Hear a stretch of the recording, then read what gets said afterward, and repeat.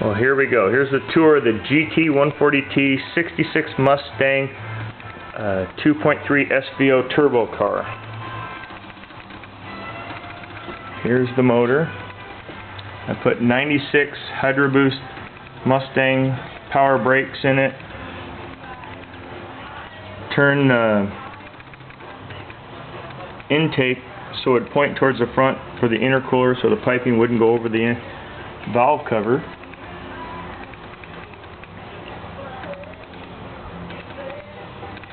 It's got a Bow 1.0 cam in it. G3, G4 turbo. Gillis 2-stage boost valve. There's the air cleaner inside that, which I stamped out more holes so any air that actually hits this part of the grill has to go through there into the turbo, then through this nice Spherico intercooler, and back up into this old boy. You notice the shock towers are removed. To get this motor to fit down in here the way I wanted, I had to put a Heights Mustang 2 suspension kit underneath the car, which was an easy installation actually. The suspension kit, that is.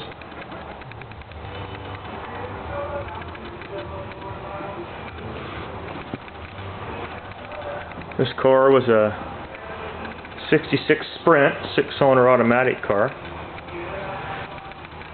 Notice how straight it is. That took a lot of time to get that way. It's got a Lincoln Versailles rear end in it with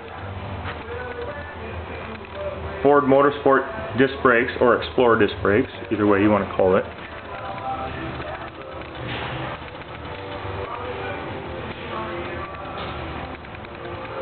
Give you an idea how straight the car is.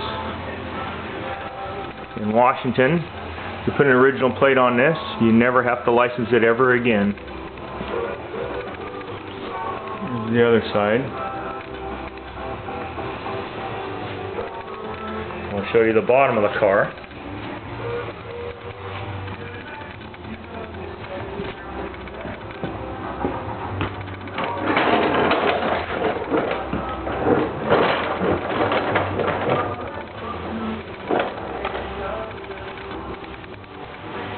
That's a 69 Mustang fuel tank. Went with the 20-gallon tank instead of the 16-gallon tank.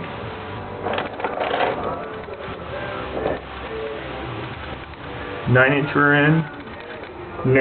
Side rear end narrowed to the stock width of a 66 Mustang with a nodular 9-inch case, 28 spline. 4-pinion posi, all mandrel bent pipe from Columbia River mandrel bending out of St. Helens, Oregon. Had to think about it. It's got a frame stiffener and subframe connectors. Emergency brakes, and to make them work. It's got an A4LD automatic tranny with a lockup converter.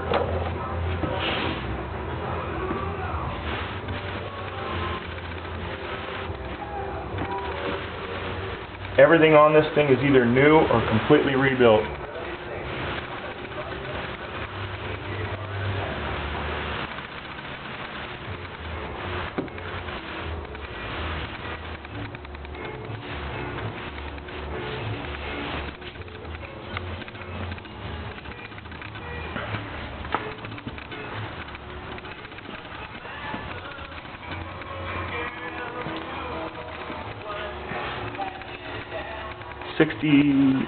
'06 Mustang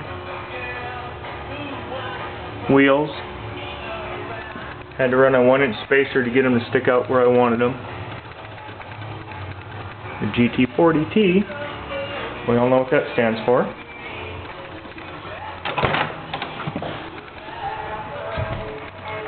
This car had pony interior. It was ivy gold, but we changed it to black with sport seats.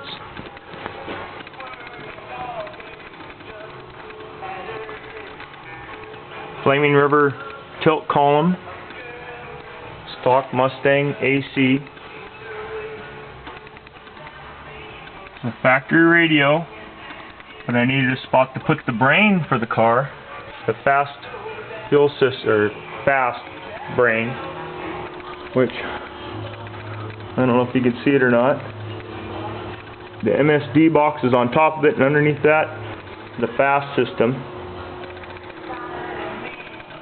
I tack welded all them knobs back in place so it looks like it's still all original. 65 Mustang, Shelby Mustang gauge pod with a tack and a boost gauge. A little red switch is the high-low boost. And then somewhat of a stereo in it, which is all in the trunk. That's what that little thing's for right there.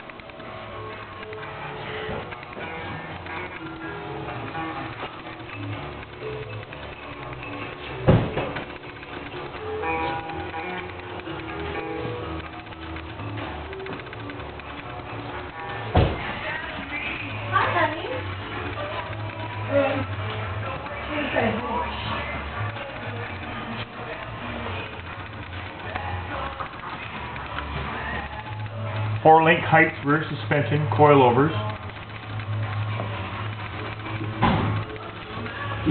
The sway bar off the, I've had that for years, 1972 Canadian cop car that had a 351 Cobra jet in it. All I had left was this. I always intended on saving it for something, and this is where I mounted it. It was a bolt-on deal on the original car, so I bolted it on here and then had to make brackets for the front. And it's got frame stiffener and some frame connectors. Heights also, along with the Heights 4-link rear suspension. Ford Motorsport disc brakes. Columbia River mandrel bending exhaust.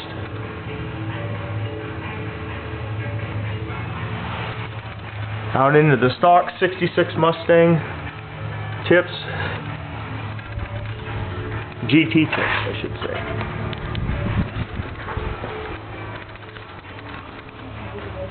The plan is to get 30 miles to the gallon and still have 300 plus horse. We dynoed it the other day with the injectors are too small. With 10 pounds of boost, it was 200 horse. Stock, they were 210 horse with 15 to 18 pounds of boost. With a spike at 20 pounds of boost, but leveled off real quick to 18 pounds of boost, we made 264.9 horsepower. But the injectors are too small. I got bigger ones now. The alternator, it's only a 65 amp alternator. I got 110 coming. It wasn't putting out enough juice at idle, so the car wanted to die.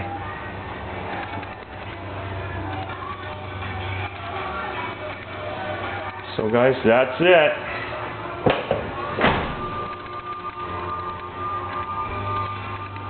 I'll shut this hood so you can see.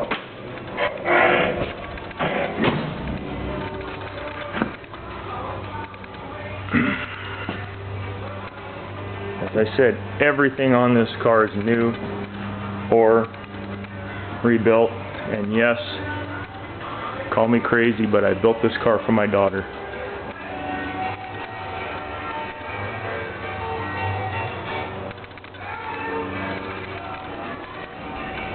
And I scammed out of the Lincoln Versailles.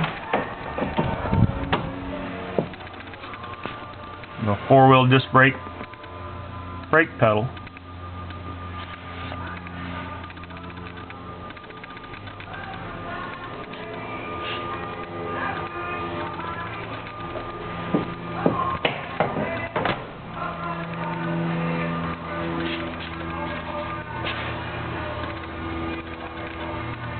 So there we go. That's the GT140T, and that stands for GT, obviously, 2.3 turbo.